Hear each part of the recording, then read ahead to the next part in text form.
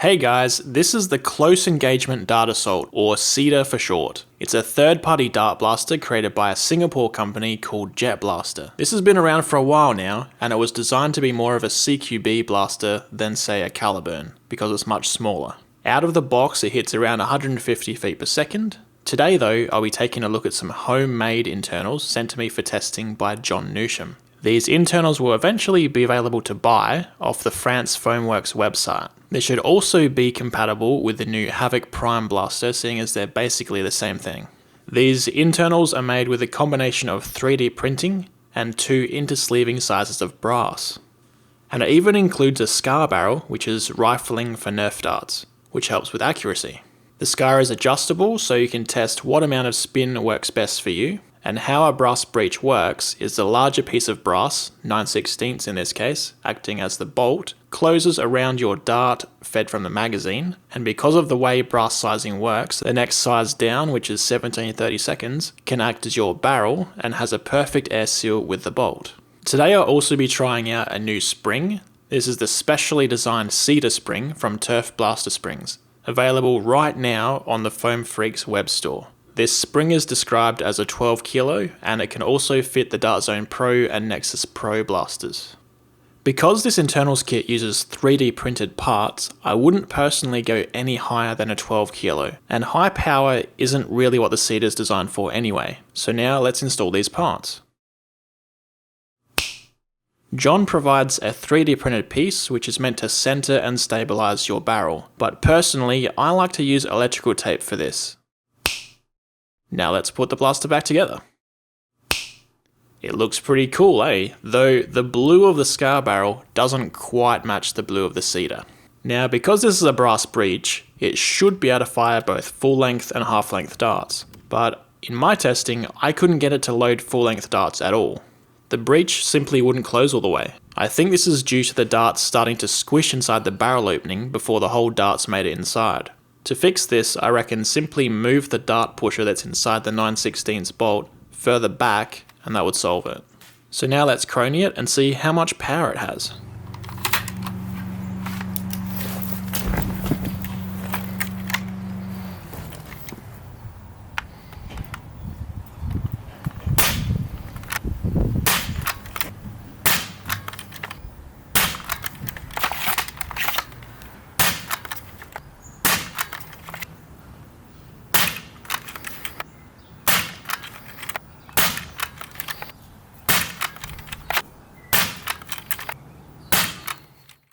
We got a high of 211, low of 169, and an average of 184.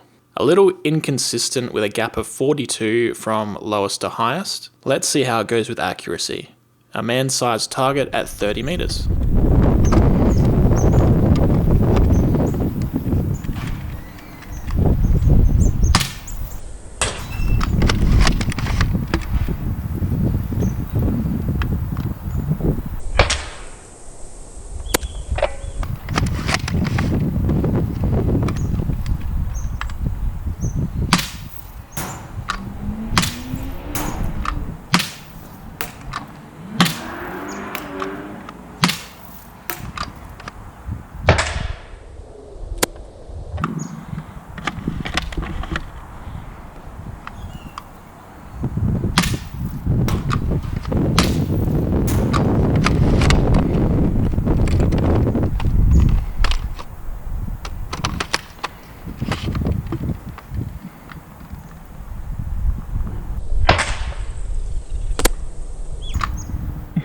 Accuracy was definitely not great. 3 darts fell way short of the target, and the ones that did make it to the target didn't really have a good grouping. There's something throwing off the consistency of the shots, and after checking the air seal, which was perfect, what I think it is the piece of 9/16 brass, which bridges the gap between his barrel and the scar barrel.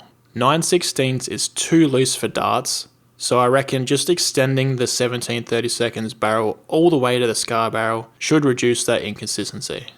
I'm going to return my custom Alpha RT internals back inside, which has the 17/32 brass barrel go all the way to the end and into the scar barrel, without the dart ever entering any loose fitting 9/16.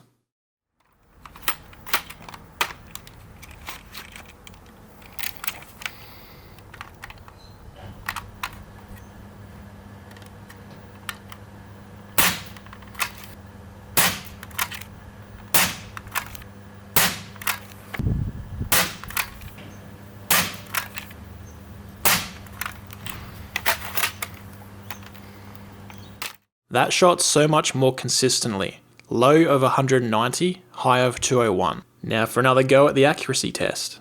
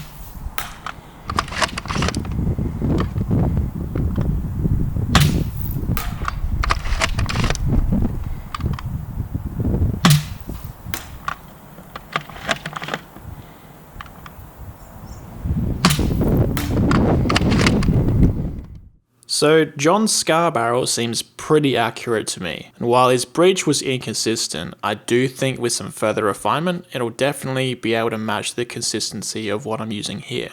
It's good to see some people are still working with brass when we have drop-in injection molded kits available these days. I look forward to seeing how this one goes. If you liked this testing video, don't forget to like, comment and subscribe. I'll see you on the next one.